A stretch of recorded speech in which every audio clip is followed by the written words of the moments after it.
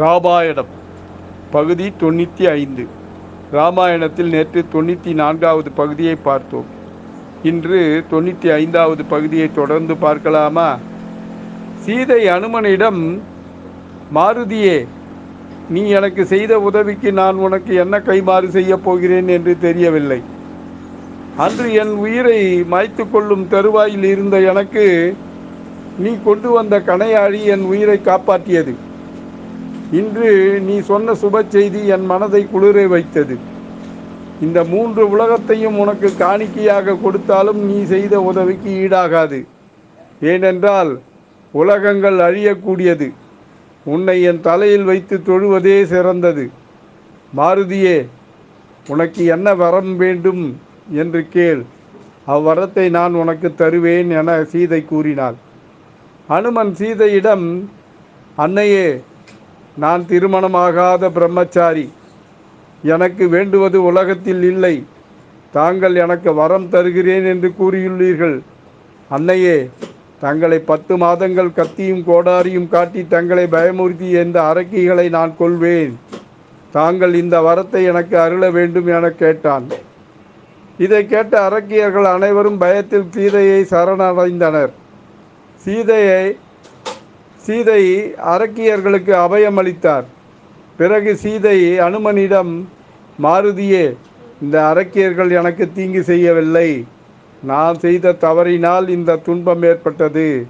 எனக்கு இத்தனை நாட்கள் ஏற்பட்ட துன்பத்திற்கு இந்த பெண்கள் காரணம் அல்ல. ராவணனின் ஏவலினால்தான் இவர்கள் எனக்கு துன்பத்தை தந்தார்கள். நான் எம்பெருமானுக்கு துணையாக இக்கானகத்திற்கு வந்தேன். கானகம் வந்த நான் ஒரு மானின் மேல் ஆசைப்பட்டது என் தவறு. நான் அந்த மானை வேண்டும் என்று கேட்காமல் இருந்திருந்தால் இத்தனை துன்பங்களும் நேர்ந்திருக்காது. 14 ஆண்டுகள் உண்ணாமலும் உறங்காமலும் எம்பெருமானை காவல் புரிந்த லக்ஷ்மணனின் மனதை புண்படும்படி பேசினேன். நான் அவ்வாறு பேசாமல் இருந்திருந்தால் இத்துன்பம் நேராமல் இருந்திருக்கும். எங்களை 14 ஆண்டுகள் வனவாசம் அனுப்ப காரணமாய் இருந்த கூனியை விடவா இவர்கள் கொடியவர்கள்? நயவஞ்சகம் செய்து வனவாசம் அனுப்பிய கூனியை நான் நினைத்தால் அக்கூனி அன்றே மடிந்திருப்பாள். கூனி செய்த குற்றத்தை பொறுத்த என்னால் இவர்கள் செய்த துன்பங்களை பொறுத்து கொள்ள வேண்டும் அல்லவா? அதனால் நீ இவர்களின் மேல் கருணை காட்டி விட்டு விடுவாயாக என கூறினார். இதை கேட்ட பின் அனுமன், அன்னையே, நான் தங்களின் வார்த்தைகளுக்கு உட்பட்டு இந்த அரக்க பெண்கள் மேல் கருணை காட்டுகிறேன் என கூறிவிட்டு சீதையிடம் ஆசி பெற்று அங்கிருந்து விடைபெற்று சென்றான் அனுமன்.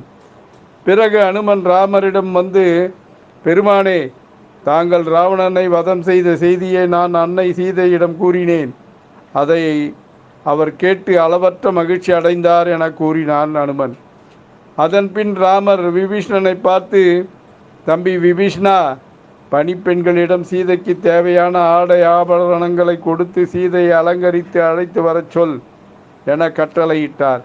விபீஷ்ணன் ராமரிடம் இருந்து விடைபெற்று அசோகவனம் நோக்கி சென்றான். விபீஷணன் அசோகவனத்தில் இருக்கும் சீதையை வணங்கி சீதையின் திருவடிகளில் விழுந்து வணங்கினான்.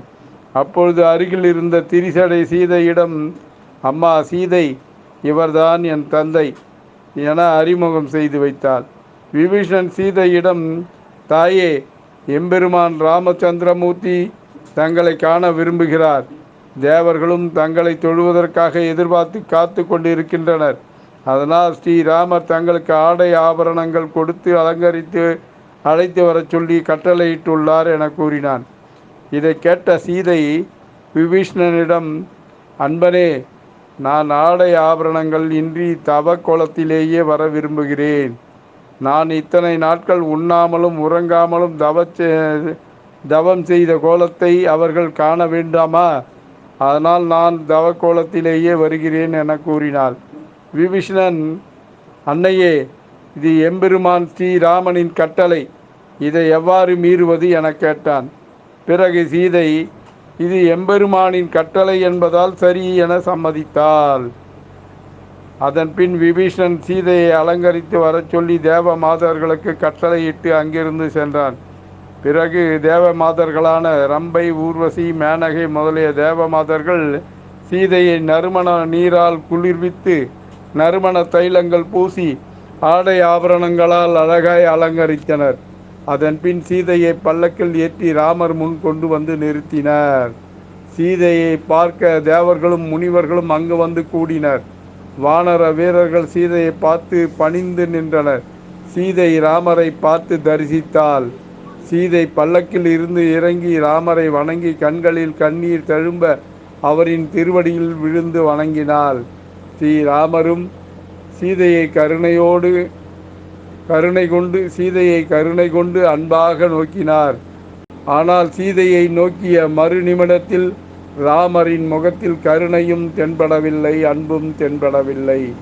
ராமரை பொறுத்தவரை சீதை மேல் பரிபூசரணமான நம்பிக்கை உண்டு. என்றாலும் மாற்றானின் இடம் சிறை வைக்கப்பட்டிருந்த சீதையை பற்றி மக்கள் என்ன நினைப்பார்கள் என்றதொரு சந்தேகம் அவருக்கு வரவே அவர் சீதையை மறுபடியும் மனைவியாக ஏற்றுக்கொள்வதில் ஒரு மனத்தடை ஏற்பட்டது. அதனால் ராமரின் கண்களில் கோபம் சீற்றமாய் நிறைந்திருந்தது. ராமர் சீதையை பார்த்து, ஜானகி, நீ நலமாக இருக்கின்றாயா?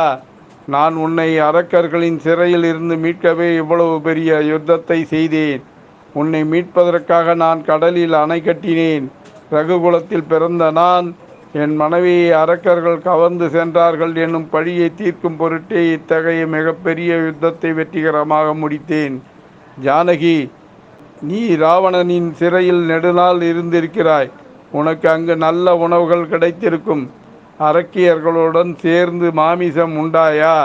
மது அருந்தினாயா? நீதி தவறிய அரக்கனின் நகரில் அவனுக்கு அடங்கி உயிர் வாழ்ந்து இருக்கிறாய் என்று கூறினார் ராமர். நாளை என்ன நடக்குதுன்னு நாளைய பகுதியில் பார்க்கலாமா? ஹரே ராம ஹரே ராம ராம ராம ஹரே ஹரே. ஜெய் ஸ்ரீராம். பக்தியுடன் எம் தனிகானந்தம், சேந்தமங்கலம். வணக்கம்.